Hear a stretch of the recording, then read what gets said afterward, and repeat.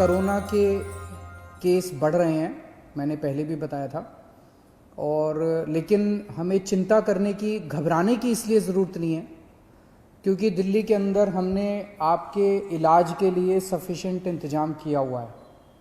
अगर आपके घर में किसी को कोरोना होता है तो हमने इंतज़ाम किया हुआ है कि उसको अस्पताल में बेड मिलेगा।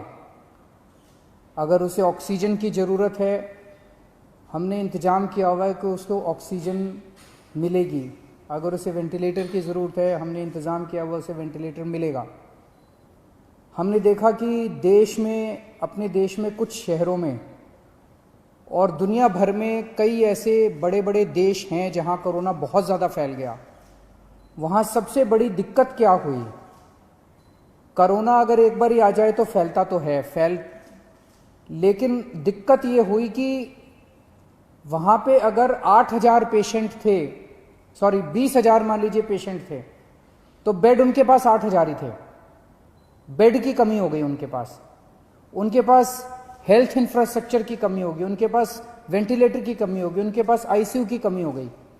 इस सब की वजह से वहां पे दिक्कतें आने लगी, लोगों को इलाज नहीं मिल पाया और लोगों की मौत बहुत ज़्यादा हो गई। आज उस मामले में दिल्ली, जैसे मैं बार बार बोलता हूं कि हम कोरोना से 4 कदम आगे हैं, तो दिल्ली में हालांकि कोरोना के केस बढ़ रहे हैं, लेकिन हमने इतना इंतजाम किया हुआ है कि अगर आपके घर में कोई बीमार होता है तो उसके लिए बेड का, ऑक्सीजन का, आईसीयू का, सबका इंतजाम किया हुआ है। एक तरफ तो मैं कहता हूं कि हमने आपके लिए इंतजाम किया हुआ है, बेड की कोई कमी नहीं है। हम कहते हैं कि ऑक्सीजन की कोई कमी नहीं है, वेंटिलेटर की कोई कमी नहीं है, आईसीयू की कोई कमी नहीं है। दूसरी तरफ कई बार लोगों के फोन आते हैं, लोगों के मैसेज आते हैं, जी मैं दर दर भटक रहा हूं, मेरे को बेड नहीं मिल रहा, मैं इस अस्पताल में गया, फिर इस अस्पताल में गया, फिर इस अस्पताल में गया, मुझे बेड नहीं मिल रहा। तो इंफॉर्मेशन का गैप है। एक तरफ सरकार ने आपके लिए बेड का इंतजाम कर रखा है, जैसे आज की डेट में 6,731 बेड हैं और दिल्ली के अस्पतालों में केवल 2,600 पेशेंट हैं, तो लगभग 4,100 बेड खाली पड़े हैं। 4,100 बेड आज खाली पड़े हैं। लेकिन जब लोग जा रहे हैं तो उन्हें पता नहीं चलता कि मैं किस अस्पताल में जाऊं, मेरे को किस अस्पताल में बेड मिलेगा, मेरे को किस अस्पताल में ऑक्सीजन मिलेगी, मेरे को किस अस्पताल में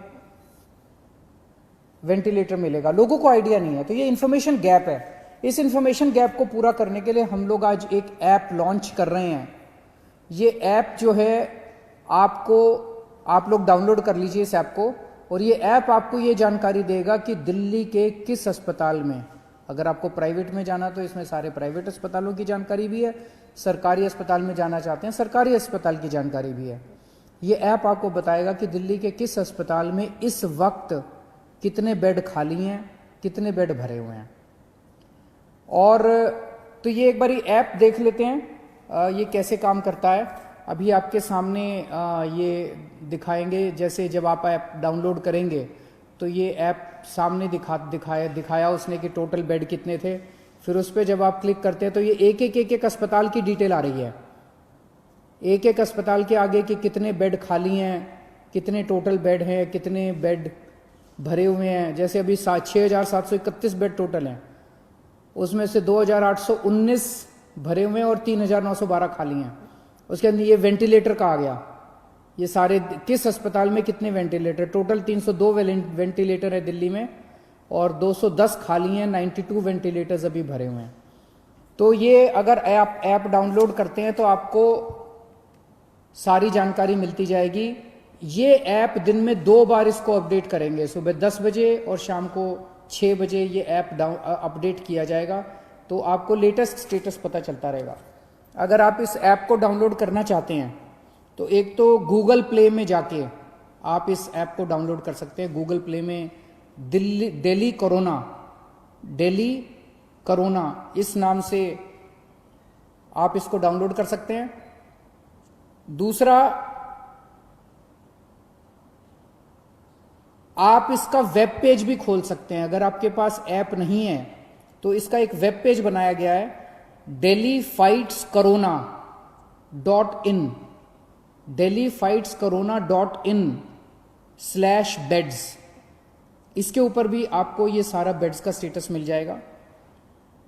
अगर ये भी नहीं है तो आप 1031 जो हमारी हेल्पलाइन है, 1031 पे फोन करेंगे तो वो आपको पूरा का पूरा जो बेड्स का स्टेटस है वो आपको एसएमएस के जरिए भेज देंगे।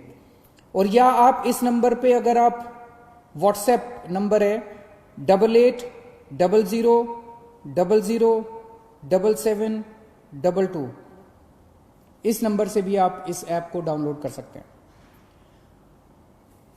आपने ऐप से डाउनलोड कर लिया, आपने ऐप डाउनलोड कर लिया, आपको पता चला कि इस अस्पताल के अंदर इतने बेड खाली हैं। आप उस अस्पताल में गए,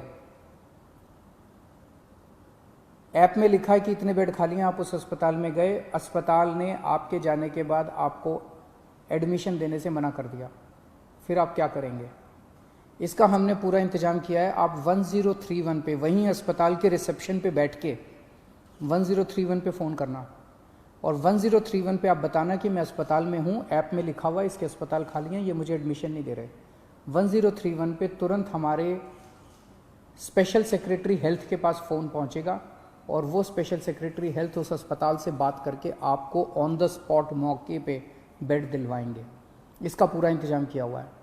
लेकिन एक चीज़ का ख्याल रखना, जैसा मैं बार बार बोल रहा हूँ, आज दिल्ली के अंदर 20,000 से ज़्यादा केस हो गए, लेकिन केवल 2600 लोगों को अस्पताल में एडमिट होने की ज़रूरत पड़ी। आज की डेट में भी 6-7 हज़ार लोग अपने घरों के अंदर इलाज कर रहे हैं, उनको अस्पताल आने की ज़रूरत नहीं है। अगर सब लोग अस्पतालों में आने लग गए तो अस्पताल भर जाएंगे। ये मैनेजमेंट करना बहुत ज़रूरी है। तो अगर कोई अस्पताल एनालिसिस करके, डॉक्टर्स एनालिसिस करके आपको ये कहते हैं कि आपको अस्पताल में एडमिट होने की ज़रूरत नहीं है, आप प्लीज़ घर में जाके, घर में अपना, आप माइल्ड हैं या एसिम्टोमेटिक हैं, घर में इलाज करा लीजिए, उनकी बात मान लीजिएगा। वहाँ पे आप ज़बरदस्ती मत कीजिएगा कि बेड आपको दिया जाए। डॉक्टर्स अगर कहते हैं कि आपकी बीमारी सीवियर नहीं है, आपका घर में इलाज हो सकता है, आप घर में इलाज कर लीजिए। और घर में जब जाएंगे तो चिंता मत करना, हमने एक टीम लगाई है, वो दिन में 2 बार 3 बार आपसे बात करेगी, आपके परिवार वालों से बात करेगी, और अगर आप घर में सीरियस हो जाते हैं तो फिर आपके लिए बेड का इंतजाम कर देंगे। तो सब लोग, मुझे लगता है कि ये जो इन्फॉर्मेशन गैप था, जो बहुत बड़ा गैप था, वो ख़त्म हो जाएगा। आपको क्लिक ऑफ द बटन पे पता चल जाएगा कि किस अस्पताल के अंदर कितने बेड हैं और आपको अब बेड की चिंता करने की ज़रूरत नहीं है।